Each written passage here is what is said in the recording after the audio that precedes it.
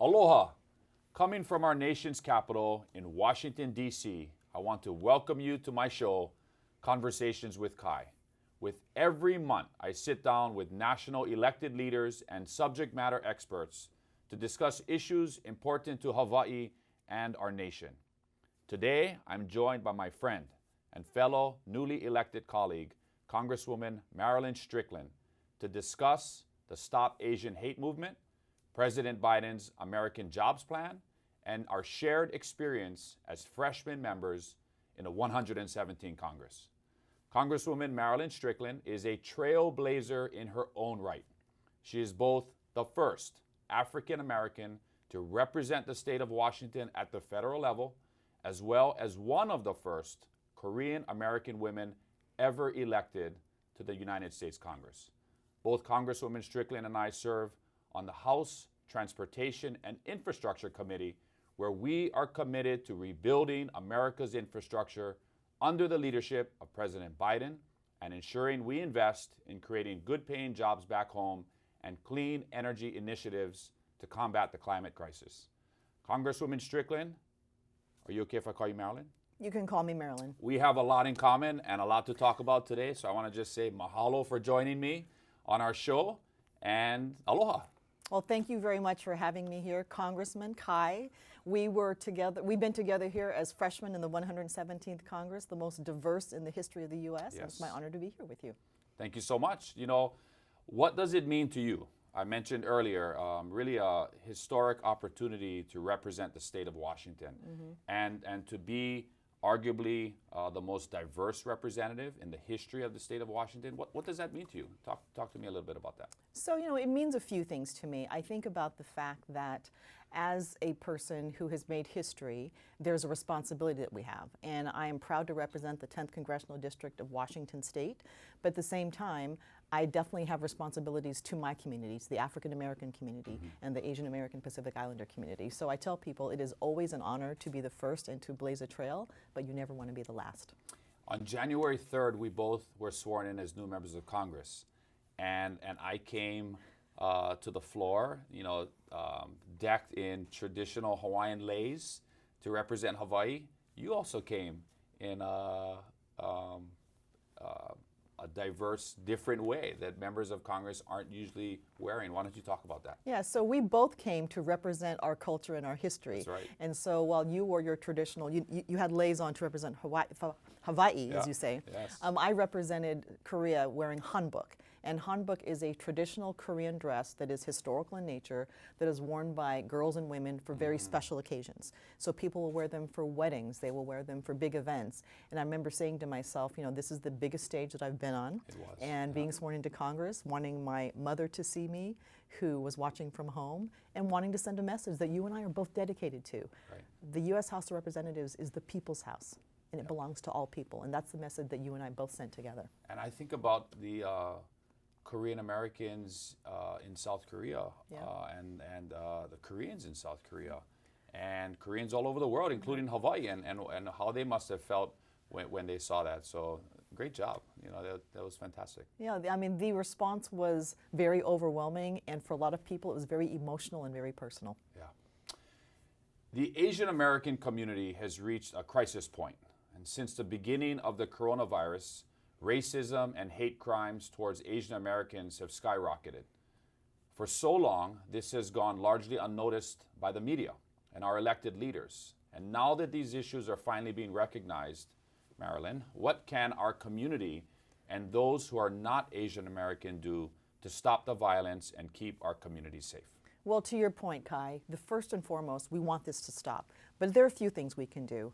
We can recognize the history of this country because violence against Asian Americans is not new, starting with the expulsion of Chinese Americans, the internment of Japanese Americans. And you're from Hawaii, so you know these stories all too well.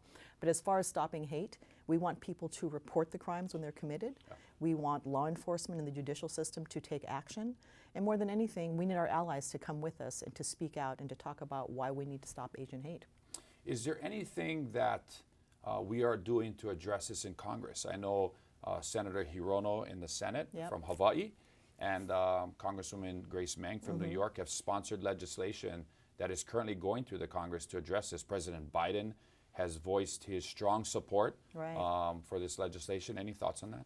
Yeah, I mean, it's good to see that there's legislation that's happening. And I tell folks, we can't legislate what's in someone's hearts and minds, but we can absolutely find ways to hold people accountable. And so forming a hate crimes commission, and as you said, Grace Meng's, COVID-19 anti-hate crime commission, the law that's going to hold people accountable.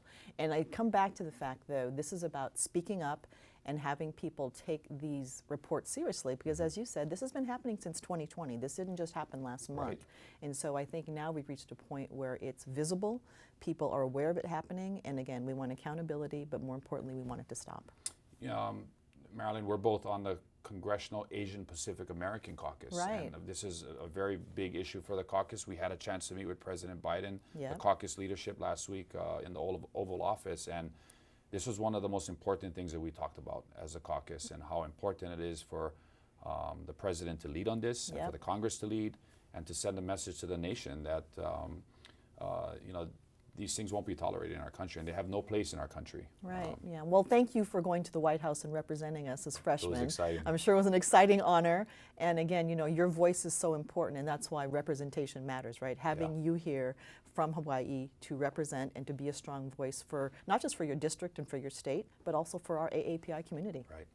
All right, let's jump to infrastructure. So Marilyn and I both sit on the House Transportation and Infrastructure Committee as freshmen. We have found out quickly that seniority has its privileges. Indeed. And on a committee that has, almost 70 members, you got to wait a long time to be able to ask your question in the coveted 5 minutes that you have. But the T&I committee has jurisdiction over all modes of transportation, as well as our nation's infrastructure projects, our roads, our highways, our bridges. And as the wealthiest country in the world, it's really a shame to know that we ranked 13th in the overall quality of our infrastructure. Just this month, President Biden released his American Jobs Plan to rebuild our nation's infrastructure stronger than ever, and create good paying, millions of jobs, clean energy jobs here in the United States. Can you share your thoughts on what this plan will do for your constituents, the constituents of Washington State, and for Americans nationwide? Yeah, I mean, the American Jobs Plan is really a way to make investments in infrastructure that have been long overdue.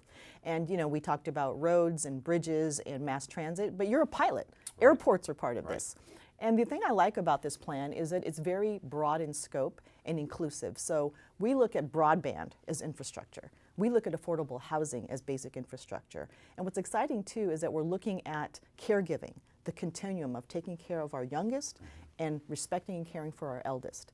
And so when we look at infrastructure in the terms of the American Jobs Plan, it includes everyone, which is really exciting. And it's a way to put people back to work, to address climate change, and to help people meet their basic needs.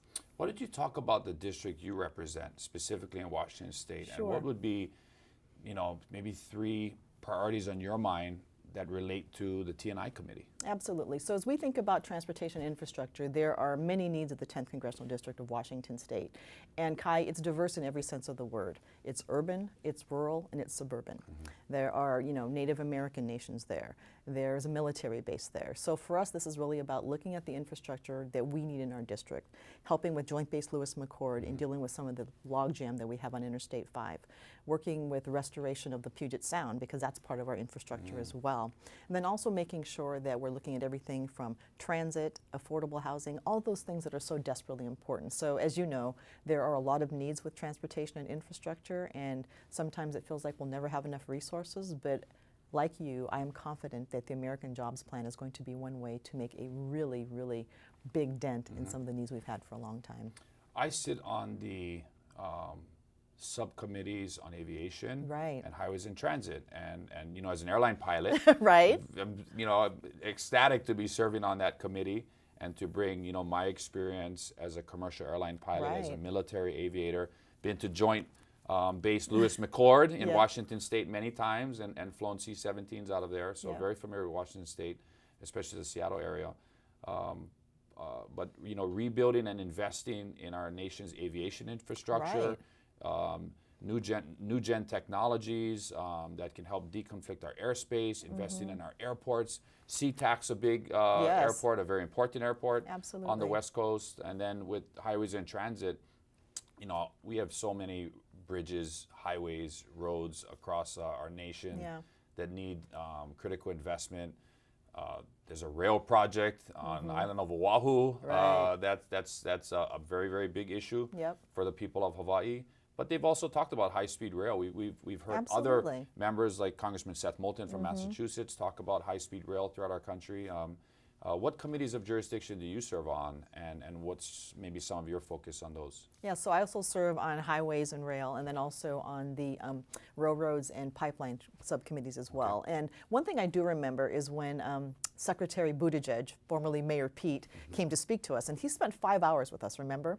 And he is an impressive individual, very, very smart, and very articulate, and I'm really looking forward to what he's going to do with the Transportation Department. Yeah, but what I like about Mayor Pete is that he's a former mayor like me, and I do believe that having someone who's been a mayor running transportation just gives us a very inclusive and equitable approach to how we're going to do it. And as you know, there are a lot of projects that we want to fund, whether it's high-speed rail or improving our airports or even looking at things like our energy grid. And you know that Chair DeFazio is making a priority increasing our electric vehicle grid because we do not sell enough electric cars because we need more charging stations. And so this opportunity to address so many things through the American Jobs Act is really what I believe a once-in-a-lifetime opportunity for us. What's the other committee you serve on? So I also serve on the House Armed Services Committee with you. All right. and what priorities for armed services do you have there? A lot of military on the West Coast. Absolutely. So there are a couple of things that I want to share with your audience. So I serve on the Military Personnel Committee and Readiness. And when we think about the military, we often think of, the jets that you fly and the things that you do, but it's the people who serve. And 40% of the people who serve in the military are people of color, and 20% are African American. I'm the only African American woman on the House Armed Services Committee, so I'm paying special attention to equity, opportunity, the rise of some of these some of the actions that are like hate crimes that may be happening in the military, and also making sure that we're taking care of the families, the men and women who serve. Are we addressing military hunger? Are we making sure that the housing on base is not substandard? Right. All the things to really make sure that we're caring for the people and their families who serve. Hawaii has a major part of its economy is military. That's right. And we have major military installations throughout the Hawaiian Islands, and it's such an important part of our overall national defense That's strategy. right. The Pearl Harbor, the shipyard, the submarine fleet there. There's just so much that we need to do for our military, not just in Hawaii, but throughout the Asia Pacific. So I know how important that is. And you have Joint Base Lewis McChord, you have other military installations. Are there any particular installations that are in your district? Yeah, so Joint Base Lewis McChord is in our district, and it's the largest military installation on the West Coast and has an $8 billion a year annual impact on the region. Wow. So, it is the second largest employer, it is the largest single point employer, and so it has a huge impact. And I talk about Washington and Hawaii as having so many things in common, even though we're 5.5 hours away from each other. But the military communities in both Hawaii and Washington are part of the Indo-Pacific theater. And we take care of the countries on, the Asian countries, but really making sure that we're keeping the West Coast safe, and a lot of the work we do, you know this. Right. So just last week, a week ago, on Monday, April 12th, marked 100 days since we took office. Right. And in that time, you and I have both been working very hard at passing critical legislation to address a number of pressing challenges that our country faces. In the House, we enacted immediate COVID relief for Americans with the American Rescue Plan. We passed transformative voting rights and legislation to make government work for the people, passing H.R. 1. We've passed legislation to address police misconduct and racial bias with the George Floyd Justice in Policing Act. We've taken action on gun safety through House Resolution 8 and House Resolution 1446. We've banned discrimination against LGBTQ Americans with the Equality Act and provided a pathway to legal permanent status for as many as 4 million undocumented immigrants and dreamers. Right. Among these great national accomplishments, what are some initiatives that you have been able to deliver on for your constituents back in Washington State? Well, in addition to the ones that you just mentioned, we've also... Which is awesome, right? Which is awesome. In 100 days, right? We've done a great job. Yeah, we're ambitious. Yes. And I think the other thing that's important, too, we passed the National Apprenticeship Act, and in that I added an amendment that got passed, which ensured that as we talk about registered apprenticeships. With all this investment we're about to make in infrastructure, we have to have a workforce who can do the work. And so I had an amendment that talked about communities of color, women, kids coming out of the foster system who age out, people coming out of the criminal justice system, to make sure that as we look at apprenticeship and training, that that opportunity is truly equitable. So I'm very proud of that. That's fantastic. You know, it is. And also, too, making sure that we're honoring people. You know, I along with Andy Kim, Young Kim, and Michelle Steele, both Democrats and Republicans, all Korean American. That's great. We wanted to honor Young Ok Kim, who served in the military, and we want to make sure that we're giving him a congressional medal. And so we're just doing what we can to move things forward in this very ambitious 117th Congress. But as you know, Kai, we can celebrate all we want on the House, but we need to have support of the Senate. So the American Rescue Plan was passed, but we need them to step up and to really think about what the American people want, because all these things we talk about have bipartisan support. And I want to thank, I think it's fair to say that Marilyn and I would both want to thank the American people for voting and participating in the 2020 elections, because we would not have been able to pass the American Rescue Plan, which is about $1.9 trillion in, I guess, President Biden's first 45 days in office, if we didn't have unified government, where the House and the Senate are both controlled by the Democratic Party as well as the White House. Unfortunately, you know, none of our colleagues on the opposite side of the aisle voted for the American Rescue Plan. No, they didn't. And Kai, this is an interesting point to make, because we often talk about bipartisanship in the context of who we serve with here in Capitol Hill. But the American public, there's bipartisan support for the American Rescue Plan. There is bipartisan support for the American Jobs Act. There is bipartisan support for the immigration bills that we passed. There's bipartisan support for just about everything that we've passed, yet here on the Hill, there's a logjam. And so the question I think that we are asking of our colleagues on the other side of the aisle, are you here for the American people, or is it going to be politics as usual? What's one thing in the American Rescue Plan that, and there's so many great things in that bill that we got done. What's one thing that stands out of your mind that can make the most impact in the congressional district you represent? Yeah, I would say two things, actually. So, you know, we know that the American Rescue Plan has 4 pillars: getting vaccines in arms, getting people back to work, getting students back to school, and getting and doing what we can to get cash in people's hands. And so I would say those things are important, but the fact that we were able to keep in there over $300 billion to go to America's local, state, and tribal nations is really important, because those budgets were decimated during the biggest investment in tribal nations in the history of our country. That's right. And you know, when we first did it, you know, there was some conversation about, do we keep it in, do we keep it out? And I was proud to lead a letter that said, you have to keep this in here. And because of that, our local, state, and tribal nations are getting a huge investment to help them recover from this pandemic. And so I'm especially proud of that work that we did together. That's fantastic. In Hawaii, you know, as someone who has young kids, and they've been so affected by COVID-19 and just thrust into virtual learning. My little girl is a first grader, and she really struggled last year. And my wife struggled because she had to be at home with my daughter, and to be there every day to help them get online. You talked about rural broadband. You know, we're fortunate. We live in Hilo, Hawaii. We've got good internet, but many kids in rural communities didn't have those same type of internet services available to them, and they struggled getting online and doing their education as well. So I'm really happy about the broadband investment we put in there, led by the majority whip, Rep. Clyburn. That's right. Great leader in the House caucus. Indeed. What about rural broadband? Anything in your district? Yes, absolutely. So, you know, as I mentioned earlier, my district is urban, rural, and suburban. And when we talk about rural broadband, you know, we learned more about it during this crisis where students couldn't go to school. But lack of access to broadband is really lack of access to basic services, like essential utilities. And we have to view it that way, because you know this, through broadband, you can apply for a job. You can look for benefits. You can register to vote. And for a lot of people, you get telemedicine, because in some rural communities, hospitals have shut down. And so to say that broadband isn't essential, it doesn't work in the 21st century. Broadband is as essential as light and water. It's a basic utility that helps people meet their basic needs. Yeah.